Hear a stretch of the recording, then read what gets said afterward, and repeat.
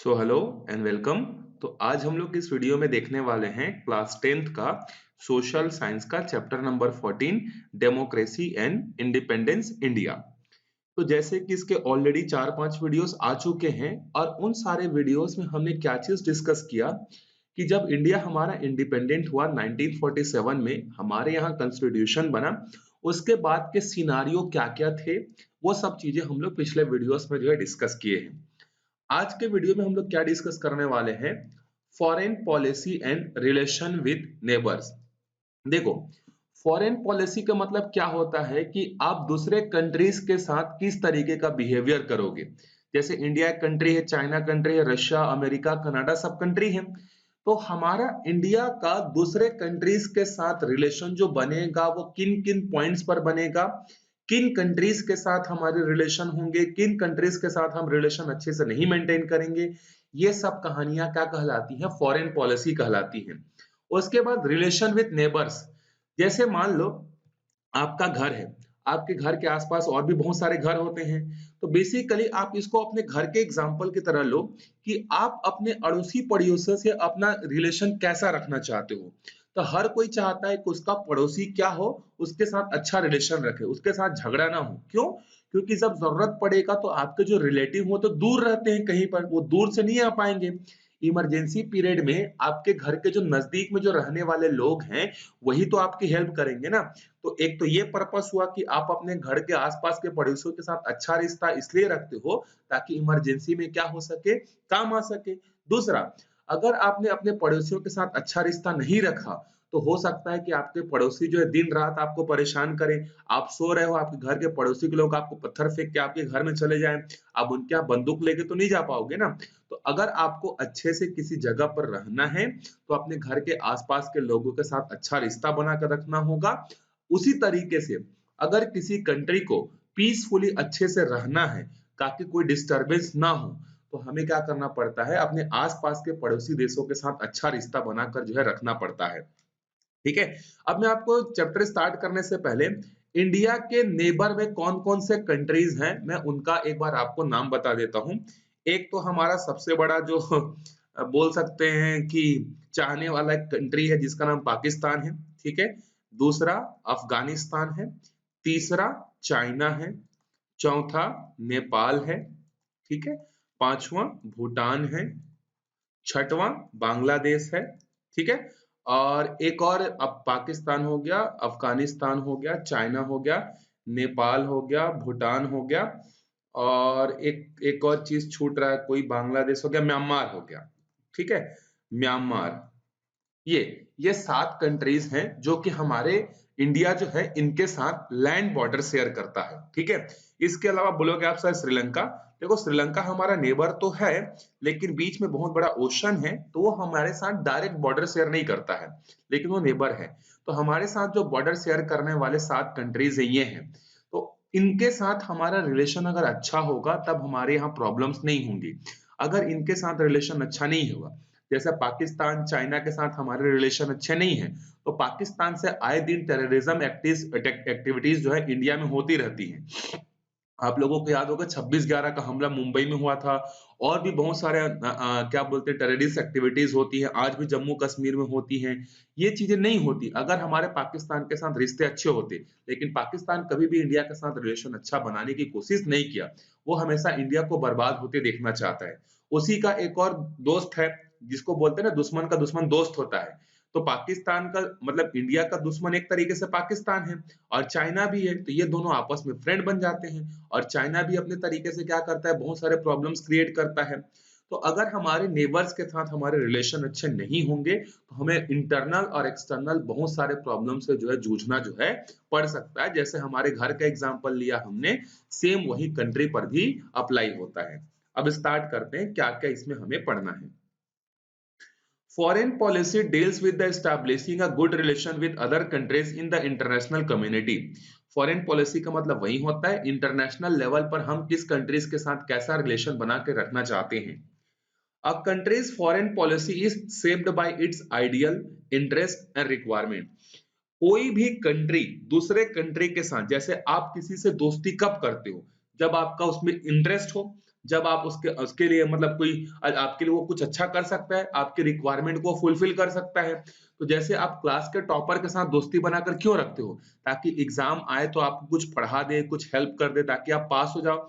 उसी तरीके से कोई भी एक कंट्री दूसरे कंट्री के साथ बिना फ़ायदे के लिए रिलेशन बनाकर नहीं रखता है। आपको याद रखना है, जिस तरीके से बिज़नेस में हर चीज़ में प्रॉफ़िट देखा जाता है ना, उसी तरीके से फ़ॉरेन पॉलिसी में या इंटरनेशनल रिलेशन में कोई कंट्री दूसरे कंट्री के साथ दुश्मनी भी कब क्यों करेगा या दोस्ती भी क्यों करेगा? जब उसका कोई बेनिफिट या कोई लॉस है तभी करेगा, अदरवाइज़ कोई मतलब नहीं है। Before trying to analyze India's foreign policy, we should first understand the political situation in the world at the time of country gained independence. अब हमारे प्यारे भारत की जो फॉरेन पॉलिसी है उसको एनालाइज करने से पहले कि हमारे प्यारे भारत की फॉरेन पॉलिसी क्या थी, उसको स्टडी करने से पहले हम ये समझते हैं कि जब हमारा इंडिया इंडिपेंडेंस हुआ 1947 में, तो उस समय जो है कंडीशंस क्या थी। मतलब एक तरीके से आप ये समझ लो कि आप एक गांव में रहते थे, आप किसी दूसरे के घर में किराए में रहते थे, वो आपको मारता था, पीटता था, टॉर्चर करता था। किसी तरीके से आपने क्या किया, वहां से आजादी ले ली और आपने एक नया घर बना लिया। अब उस गांव में आपको किस किस फैमिली के साथ अच्छा रिलेशन रखना है, किस फैमिली के साथ आपको दूर रहना है, ये कैसे पता चलेगा? उस समय उस गांव की कंडीशन क्या है। सेम उसी तरीके से फैमिली को मान लो इंडिया है और गांव को मान लो पूरा इंटरनेशनल कंट्रीज है। तो आपको किस कंट्री के साथ कैसा रिलेशन मेंटेन करके रखना है उसको जानने से पहले उस समय इंटरनेशनल रिलेशन में जो है इंटरनेशनल लेवल पर क्या-क्या कंडीशंस थी, उस समय उस गांव में कितने पावरफुल लोग थे, तो उस गांव में अगर दो पावरफुल लोग होंगे तो आपको किसी न किसी एक पावरफुल की तरफ रहना ही पड़ेगा। उसी तरीके से जब इंडिया भी इंडिपेंडेंस हुआ तो इंटरनेशनल लेवल में आपके घर के जैसा, आपके गांव के जैसा इंटरनेशनल लेवल पर जो दो पावरफुल कंट्री थे, एक अमेरिका था और दूसरा यूएसए था। तो इसी के बारे में हम लोग डिस्कस करेंगे कि इंडिया जो है किस कंट्री के साथ जो है अलाइंड हुआ, कि अलाइन नहीं हुआ, वो इंडिपेंडेंट था, क्या था, यही चीज हम लोग डिस्कस जो है करने वाले हैं। मैं आपको एक चीज समझाता हूँ, थोड़ा सा एक्सटेंड करने की कोशिश करता हूँ, फिर इसमें आएंगे टॉपिक पे। जैसे मान लो मैंने आपको एग्जांपल दिया कि आप पहले किसी एक के घर में रहते थे, वो आपको टॉर्चर करता था, आप जितना भी पैसा कमा के लाते थे आपको लूट के ले जाता था। आपने किसी भी तरीके से लड़ाई झगड़ा करके जो है उससे आपने क्या किया, इंडिपेंडेंस पा लिया और आपने एक नया घर भी बना लिया। तो अगर आपने एक घर बना लिया, उस गांव में आपको रहना है, तो उस गांव में रहने के लिए जो है दो लोग पावरफुल हैं। मान लेते हैं कि आपके गांव का नाम जो है क्या है, एक पगलापुर है, ठीक है, आपके गांव का नाम क्या है, पगलापुर है। और आपने वहां पर अपना एक नया घर बनाया और पगलापुर में जो है दो पावरफुल लोग हैं, एक है पांडु, ठीक है, और एक है चिंटू। ये दोनों जो है उस गांव के पावरफुल है और ये दोनों में दुश्मनी चलती रहती है। तो आपने तो एक नया घर बनाया, अभी अभी आप नए हो, पहले तो आप किसी के गुलाम थे, कॉलोनी थे। अगर आप नए हो तो आप क्या पांडु का साथ दोगे, पांडु से रिलेशनशिप अच्छा रखोगे कि चिंटू से रखोगे? तो उस समय आपको पहले सोचना पड़ेगा कि उस समय गांव की कंडीशन क्या है, गांव में किस किस तरीके का प्रॉब्लम है और इसका सॉल्यूशन मुझे किसके पास मिल सकता है। इस तरीके से सोचोगे कि नहीं, दिमाग लगाओगे कि नहीं, कि चले जाओगे पांडु के पास, पांडु भैया मुझे रख लो अपने पास। पता चला कि पांडु भाई तो खुद गरीब है, उसके पास खाने के लिए नहीं है, तो उससे दोस्ती रखकर तो अपने आप को नुकसान में ले आओगे, तो उस समय आपको चिंटू को सपोर्ट करना पड़ेगा। तो उसी तरीके से जब इंडिया भी इंडिपेंडेंट हुआ, ब्रिटिशर्स के कॉलोनी के साथ इंडिपेंडेंट हुआ, तब उसके सामने भी दो रास्ते थे। अब वो दो रास्तों में से किस रास्ते को चूज किया वो हम लोग अभी देखेंगे। After the Second World War, India and the other countries of the world, especially those under the control of colonial power in Asia Africa, gained their independence. Second world war के बाद सिर्फ India ही independence नहीं हुआ था। India अभी हम लोग focus करेंगे इंडिया पर, लेकिन उस समय सेकेंड वर्ल्ड वॉर के बाद 1950s में जो है सिर्फ इंडिया इंडिपेंडेंस नहीं हुआ था। एशिया के, अफ्रीका के और भी बहुत सारे कंट्रीज जो हुए थे वो इंडिपेंडेंट हुए थे। जैसे इंडोनेशिया इंडिपेंडेंट हुआ था, इंडिया इंडिपेंडेंस हुआ था, अफ्रीका इंडिपेंडेंस हुआ था, तो बहुत सारे कंट्रीज जो थे वो इंडिपेंडेंस हुए थे। तो ये सब कंट्रीज जो है जो अभी अभी इंडिपेंडेंट हुए थे, इनके सामने दो ऑप्शन थे। जैसे इंडिया के सामने दो ऑप्शन थे, या तो यूएस या तो रशिया। उसी तरीके से ये सारे न्यूली जो इंडिपेंडेंट कंट्री हुए थे, इनके पास भी दो रास्ते थे। India wanted all these newly independent countries to stand together and support each other. India ये चाहता था कि जितने भी नए जो कंट्रीज जो इंडिपेंडेंट हुए हैं, वो सब एक साथ इकट्ठा आए और एक दूसरे को सपोर्ट करें। The world at that time was being divided into two political and military blocks. One was the Western Bloc led by USA and the other was the Eastern Bloc led by the Soviet Union. इसी को USSR बोलते हैं, Russia बोलते हैं। तो जब India independence हुआ तो सारे न्यूली कंट्रीज के सामने दो ऑप्शन थे या दो ब्लॉक बने हुए थे। एक ब्लॉक था वेस्टर्न पार्ट का, मतलब वेस्ट का। पूरे वर्ल्ड को हम लोग दो पार्ट में डिवाइड करते हैं, वेस्ट और ईस्ट। तो वेस्ट पार्ट को लीड करने वाला जो कंट्री था वो कौन था? यूएसए था, अमेरिका था, यूनाइटेड स्टेट ऑफ अमेरिका था। और उसके बाद जो ईस्टर्न पार्ट था जिसमें चाइना चाइना आता है, इंडिया आता है, बांग्लादेश आता है, रशिया, मंगोलिया, ये सब आते हैं। इसको जो है लीड करने वाला कौन था? सोवियत यूनियन था या यूएसएसआर था। India decided not to side with the either of two blocks because the country needed help from all the nation for its economic and social development. India ने ये decide किया कि हम लोग उस समय किसी एक कंट्री के साइड जो है नहीं जाएंगे या किसी एक ब्लॉक को सपोर्ट नहीं करेंगे। क्यों? क्योंकि इंडिया उस समय इंडिपेंडेंट हुआ था और उसके सामने बहुत सारे प्रॉब्लम थे। फूड का शॉर्टेज था, फाइनेंशियल प्रॉब्लम था, पॉलिटिकल इनस्टेबिलिटी थी, मिलिट्री बहुत वीक हो चुकी थी। तो इस कारण से जो है हम हर कंट्री से हेल्प चाहते थे। तो अगर हम लोग किसी एक पर्टिकुलर ब्लॉक की तरफ चले जाते तो दूसरा ब्लॉक नाराज हो जाता, उससे हमें हेल्प नहीं मिलता। इसीलिए हमने डिसाइड किया कि हम किसी के ब्लॉक में ज्वाइन नहीं करेंगे।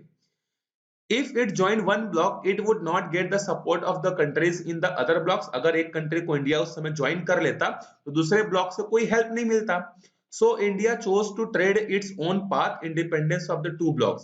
और इंडिया ने फिर चुना कि हम दोनों के रास्तों पर नहीं चलेंगे, हम अपना खुद का रास्ता बनाएंगे और दोनों ब्लॉक से दूर रहेंगे करके। India had another important reason for the not aligning with the any bloc. Its constitutional valued peace and the coexistence. So it did not make sense for any country to join either power bloc if it wanted to make a global peace and coexistence or coexist in the plank of its foreign policy. एक तो reason ये था कि अगर हम लोग किसी एक ग्रुप में ज्वाइन कर लेते तो दूसरा ग्रुप से हमें हेल्प नहीं मिलता, ये वन ऑफ द रीजन था। इसके अलावा दूसरा रीजन था हमारे पॉलिटिकल वैल्यूज थे। मतलब हमारे कॉन्स्टिट्यूशन में ये लिखा हुआ था कि हम हमेशा क्या करेंगे, वर्ल्ड लेवल पर पीस लाने की कोशिश करेंगे और एक साथ मिलजुल कर रहेंगे। तो अगर हम किसी एक ब्लॉक में चले जाते तो हमारे कॉन्स्टिट्यूशन की वैल्यू ही नहीं रह जाती। एक तरफ हम अपने किताब में बोलते हैं, कॉन्स्टिट्यूशन में बोलते हैं, जो कि बहुत बड़ा चीज है कॉन्स्टिट्यूशन हमारे लिए। उस कॉन्स्टिट्यूशन में हम लिखे हैं कि हम पूरे विश्व को वसुधैव कुटुंबकम की भावना से देखेंगे। और अगर हम एक ब्लॉक को ज्वाइन कर लेते तो ये तो हमारे कॉन्स्टिट्यूशन की वैल्यूज का क्या होता, कॉन्ट्रडिक्शन होता। इसीलिए हमने ज्वाइन नहीं किया। दूसरा रीजन ये था। India also wanted to establish its identity among the newly independence country. तीसरा रीजन ये था कि उस समय जितने भी नए नए कंट्रीज जो इंडिपेंडेंट हुए थे उनके बीच में अपने एक इमेज जो है क्रिएट करके रखना था, एक लीडरशिप के जैसा जो है इमेज क्रिएट करके रखना था। इसीलिए हमने किसी भी एक पार्ट को ज्वाइन नहीं किया। So it joined hands with the many of these countries to establish non-alignment movement। और इसी वजह से इंडिया ने उस समय एक नया मूवमेंट या एक नया ब्लॉक बनाया जिसको हम लोग बोलते हैं नॉन अलाइंड मूवमेंट। मतलब हम किसी की तरफ झुकेंगे नहीं। With Marshal Tito. अब देखो उस समय नॉन अलाइनमेंट मूवमेंट के फाउंडर कौन कौन थे? मार्शल टीटो थे जो कि युगोस्लोवाकिया के थे, जो नया नया कंट्री इंडिपेंडेंस हुआ था। डॉक्टर सुकार्नो थे जो इंडोनेशिया के प्रेसिडेंट थे, एक तरीके से समझ सकते हो। उसके बाद गमाल अब्दुल नसीर थे जो कि इजिप्ट से थे, और नेहरू इंडिया के थे। ये जो चार है ना, ये नॉन अलाइनमेंट मूवमेंट के क्या थे? फाउंडर थे। Its main objective was for newly independent nation to have foreign policy that steers a path clear of the US and Soviet blocs to make the bipolar world into the multipolar world। ये सारे countries का सिर्फ और सिर्फ एक ही motive था कि दुनिया में सिर्फ और सिर्फ दो पावरफुल ब्लॉक्स नहीं होने चाहिए, जिसको हम लोग बोलते हैं बाइपोलर। बाइपोलर मतलब दो हिस्सों में टूट जाना। तो ऐसा नहीं होना चाहिए कि पूरा वर्ल्ड जो है सिर्फ और सिर्फ दो ही हिस्सा में टूट जाए, एक हिस्सा रशिया शो करे, दूसरा हिस्से को कंट्रोल यूएसए करे। ऐसा नहीं होना चाहिए। सबको डेवलप करने का प्रॉपर मौका मिलना चाहिए। तो बाइपोलर ना होकर दुनिया में अलग अलग मल्टीपोलर होने चाहिए। मल्टीपोलर मतलब बहुत सारे ग्रुप्स होने चाहिए, सिर्फ दो ग्रुप नहीं होना चाहिए।